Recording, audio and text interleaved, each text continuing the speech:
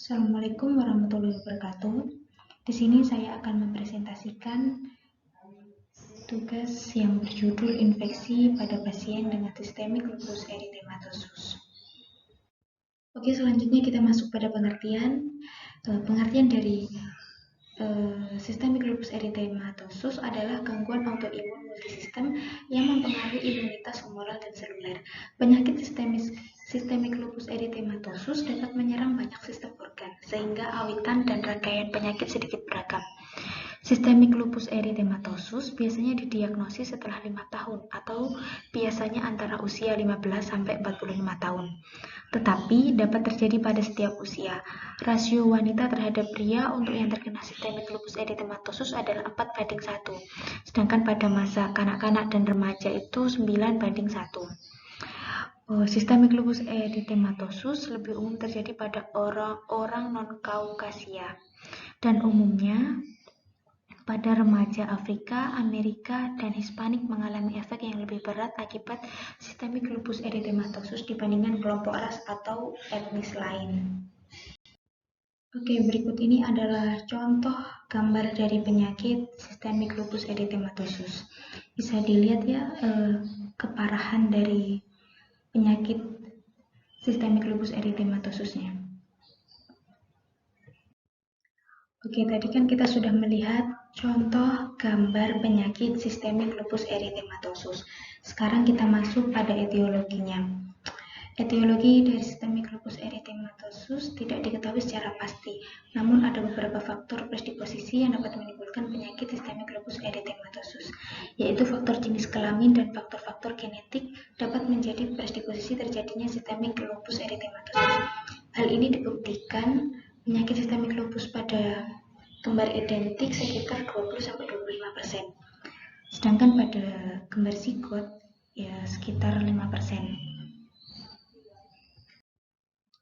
Selanjutnya, faktor lingkungan juga mempengaruhi kejadian sistemik lupus erythematosus, diantaranya bisa karena zat kimia seperti pewarna rambut, sinar ultraviolet, rokok, obat-obatan. Kemudian bisa karena faktor makanan seperti alfalfa food, intake lemak jenuh yang berlebihan. Faktor agen infeksius seperti retrovirus dan endotoksin atau bakterial DNA. Faktor hormon yaitu hormonal replacement terapi, kontrasepsi oral, dan renatal yang terekspos dengan estrogen. Baik, selanjutnya kita masuk pada patofisiologi. Di dalam patofisiologi ini menerangkan bahwa sistemik lupus erythematosus memiliki autoantibodi yang bereaksi dengan antigen anak sendiri untuk membentuk kompleks imun. Kompleks imun ini berakumulasi dalam jaringan dan organ, menyebabkan respon inflamasi yang mengakibatkan vaskulitis. Kemudian cedera terhadap jaringan dan akan menyebabkan nyeri. Penyakit sistemik lupus erythematosus dapat menyerang banyak sistem organ, sehingga gangguan atau kerusakan hebat pada jaringan dimanapun dalam tubuh dapat terjadi. Pada beberapa kasus, respon autoimun dapat didahului oleh reaksi obat, infeksi, atau pancaran sinar matahari berlebihan. Pada kutaneus dan muskuloskeletal, penyakit bersifat kronik dengan periode remisi dan eksaserbasi. Selanjutnya, penyakit sistemik lupus erythematosus dapat menyebabkan peradangan jaringan dan masalah pembuluh darah yang parah di hampir semua bagian tubuh, terutama menyerang organ ginjal. Jaringan yang ada pada ginjal termasuk pembuluh darah dan membran yang mengelilinginya mengalami pembekakan dan menyimpan bahan kimia yang diproduksi oleh tubuh yang seharusnya dikeluarkan oleh ginjal. Hal ini menyebabkan ginjal tidak dapat berfungsi sebagaimana mestinya. Penderita biasanya tidak menyadari adanya gangguan pada ginjalnya, sehingga kerusakan menjadi parah, bahkan mungkin baru disadari setelah ginjal mengalami kegagalan. Oke, selanjutnya kita masuk pada manifestasi klinisnya. Yang pertama ada alopecia, kemudian ada anemia, arthralgia, artritis, keletihan, lupus nephritis, fotosintetitas, pleurisi, fenomena Raynaud, kejang ruang kulit termasuk ruang malar, kemudian stomatitis, yang terakhir ada trombositopenia.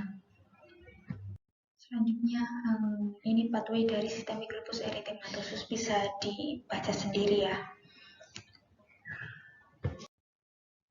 Kemudian selanjutnya kita masuk pada asuhan keperawatan.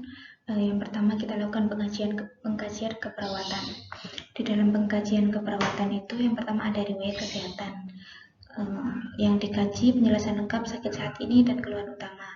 Tanda dan gejala umum yang dilaporkan selama riwayat kesehatan adalah riwayat infeksi, keletihan, demam, perubahan berat badan, nyeri atau pembengkakan pada sendi. Kemudian kesemutan atau rasa dingin pada ekstremitas atau perdarahan yang memanjang. Kemudian yang kedua ada pemeriksaan fisik, ukur suhu dan dokumentasikan adanya demam. Kemudian observasi kulit untuk ruam malar, ruam yang berbentuk seperti kubu-kubu di pipi, lesi diskoid pada wajah, kulit kepala atau leher, perubahan pada pigmentasi kulit atau jaringan paru. Selanjutnya ada diagnosa keperawatan. Nah, di dalam diagnosa keperawatan itu kita melihat apakah ada ruam. Yang dimaksud ruam itu malar eritemanya menetap atau tidak, kemudian menonjol atau rata, atau daerah malar cenderung tidak melibatkan lipatan nasi labial. Kemudian ruam diskoid, ada plak eritema menonjol dengan kerato dan sumbatan folikuler.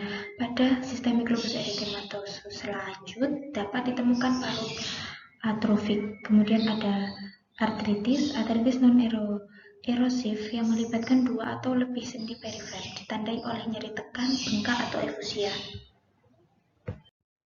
Oke, sekarang kita masuk pada intervensi keperawatan. Di dalam intervensi keperawatan ini yang pertama ada standar luar keperawatan Indonesia, yaitu tingkat infeksi. Kemudian yang kedua intervensi utama pencegahan infeksi.